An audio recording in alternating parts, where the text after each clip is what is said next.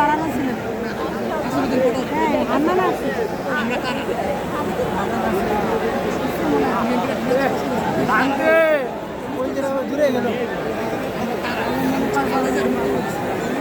আসসালামু আলাইকুম প্রিয় সহযোদ্ধা বৃন্দ এবং দেশবাসী, প্রিয় সাংবাদিক বৃন্দ যারা শুনছেন এবং দেখছেন এবং আগামীতে দেখবেন, আজকে আমরা ঐতিহাসিক একটি সন্ধিক্ষণে এই সন্ধ্যার সময়ে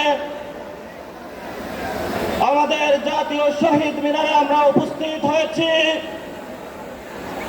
আমাদের গতকালকে পুরো বাংলাদেশে যে জাগরণ সৃষ্টি হয়েছিল, হাজারো শহীদ এবং আহতদের রক্তের উপরে দাঁড়িয়ে আমরা যে বাংলাদেশ বিনির্মাণের স্বপ্ন দেখেছিলাম, সেই স্বপ্ন গাথাগুলোকে একটি ঘোষণাপত্রের মধ্যে লিপিবদ্ধ করতে চেয়েছিলাম। সারা বাংলাদেশে যখন ছাত্র জনতার গণজাগরণ উঠেছিল, বর্তমান সরকার ছাত্র জনতার সেই দাবির মুখে গতকালের রাত্রে বাংলাদেশের সকল দল পক্ষকে নিয়ে একটি ঘোষণাপত্র বাংলাদেশকে উপহার দেওয়ার জন্য প্রেস রিলিজ দিয়েছেন। এটা আমাদের অর্জন। সাথে সাথে আমরা বলে দিতে চাই, এই যারা শহীদ হয়েছেন, আহত হয়েছেন, 90 যারা শহীদ হয়েছেন, আহত হয়েছেন, যারা 71 শহীদ হয়েছেন, আহত হয়েছেন, তাদের প্রত্যেকটি রক্তের কোণায় লেখা আছে যে প্রতিশ্রুতিগুলো আগামীতে যে প্রক্লেমেশনটা আমাদের জাতির সামনে আসবে, সেখানে সেগুলো স্পষ্ট করে লেখা থাকতে হবে। যদি আমরা আমাদের ন্যায্যতার ভিত্তি, আমাদের রক্তের কথাগুলো, আমাদের ভাইয়ের চোখ হারানোর কথাগুলো, আমাদের ভাইয়ের হাত হারানোর কথাগুলো, যারা অঙ্গহানি হয়েছেন, সেই কথাগুলা যদি আমরা অক্ষরে অক্ষরে, যেই প্রক্লেমেশন আমাদের সামনে আসবে, আমরা যদি লিখিতভাবে সেগুলো জাতির সামনে না পাই, এই 24-এর গণঅভ্যুত্থানের বাঘের বাচ্চা এবং বাঘিনীরা সেই প্রক্লেমেশন মেনে নেবে না। আমরা এই শহীদ মিনার থেকে ঘোষণা করছি, আমাদের এই প্রক্লেমেশনের মধ্যে বাংলাদেশের যে গত 53 বছরে যে প্রতিষ্ঠানগুলো ভেঙে পড়েছে, সেগুলোর সংস্কারের ইঙ্গিত থাকতে হবে। আমরা আরো ঘোষণা করছি, বাংলাদেশ স্বাধীন হয়েছে 24-এ নতুন করে। আমরা আর কোন নতজানু পররাষ্ট্রনীতি বাংলাদেশের পক্ষ থেকে দেখতে চাই না। আমরা বাংলাদেশকে পৃথিবীর মঞ্চে নতুন এক বাংলাদেশ দেখতে চাই। এই বাংলাদেশের মধ্যে কোন রাষ্ট্রের চোখ রাঙানি চলবে না।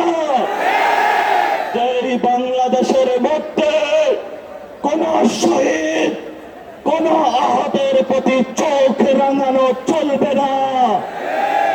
আমরা এমন একটি বাংলাদেশ দেখতে চাই, এই বাংলাদেশের টেন্ডারবাজি, চাঁদাবাজি চলবে না। আমরা এমন একটি বাংলাদেশ দেখতে চাই, যেখানে শহীদের বিচার এই বছরে আমরা একটি ভিজিবল রূপ দেখতে পাবো ইনশাআল্লাহ। আমাদের এখানে দেখতে পাচ্ছেন অসংখ্য আহত যোদ্ধারা একত্রিত হয়েছে, অসংখ্য শহীদের মা বাবা একত্র হয়েছে, যাদের সন্তানগুলোকে খুন করা হয়েছে, তারা এখনো সচিবালয়, ক্যান্টনমেন্টে, দেশের বিভিন্ন প্রতিষ্ঠানে, সঙ্গে ঢাকা বিশ্ববিদ্যালয়ে তারা ঘুরে বেড়াচ্ছে।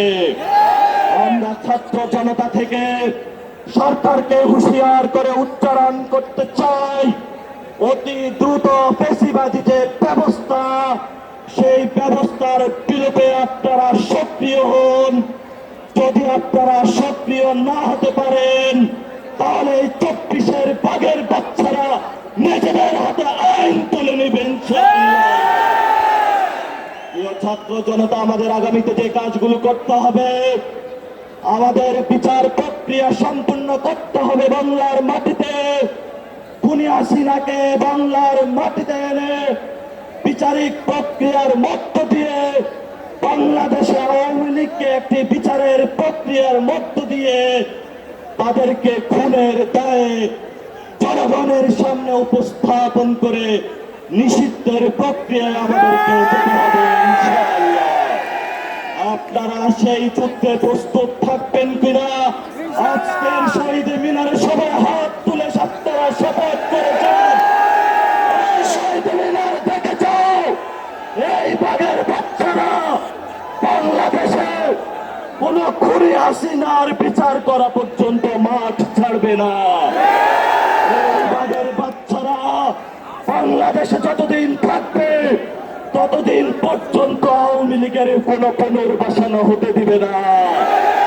এই বাঘের বাচ্চারা বাংলাদেশে যতদিন থাকবে ততদিন আমরা বিচার এবং সংস্কার প্রক্রিয়া শেষ করে ছাড়বো ইনশাআল্লাহ। আপনাদের জয় হবে। লড়াই শুরু হয়েছে, লড়াই চলবে।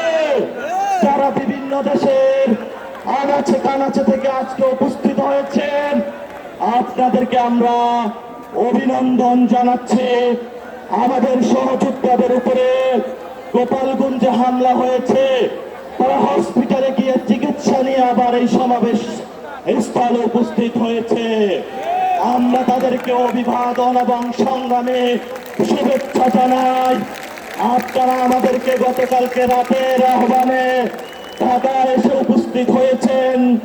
জাতীয় নাগরিক কমিটির সদস্যবৃন্দ যারা রয়েছেন, আপনারা একটি ঐতিহাসিক লড়াইয়ের মধ্য দিয়ে যাচ্ছেন।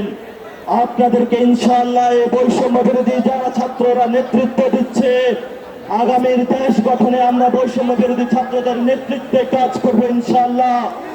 বাংলাদেশ জয় হোক, ইনকিলাব জিন্দাবাদ, মুজিববাদ মুর্দাবাদ। আসসালামু আলাইকুম ওয়া রাহমাতুল্লাহ। বন্ধুগণ,